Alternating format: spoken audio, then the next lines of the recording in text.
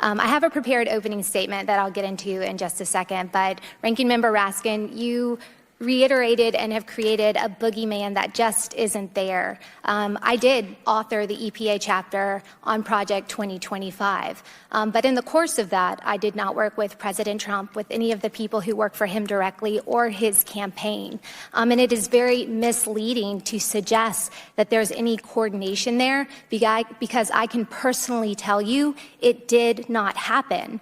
And I am not vying for a position in the next administration. I've actually left D.C. and I've moved to a small town in Mississippi where I interact every day with people who live outside this bubble of gaslighting and misleading, and they actually are dealing with the consequences caused by policy decisions of this administration that isn't defined by progress, but defined by creating unnecessary hardship.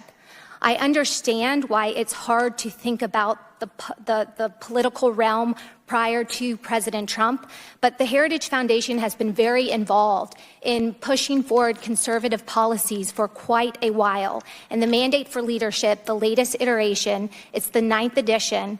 This is a project that has been put out every few years since 1981. So it's been around for quite some time, and again, is more committed to representing the position of the broader conservative movement than any one candidate or person. And I understand why there is the creation of this boogeyman, because your leading candidate is one running away from policy actions she has taken that make Americans' lives much more difficult. In fact, Vice President Kamala Harris was recently asked on national television the following question: when it comes to the economy, do you believe Americans are better off than they were 4 years ago? She said a lot of words, but she did not answer the question, because the reality is most Americans are not better off. Most Americans are struggling to deal with expensive gas, expensive electricity, and high-cost goods and groceries that have created financial burdens that Americans have had to deal with throughout the Biden-Harris administration. Their day one energy policies are a key driver behind Americans' increasing financial distress. From President Biden's promise to end all fossil fuels, alongside Vice President Kamala Harris's commitment to ban fracking, Americans have suffered under their radical agenda.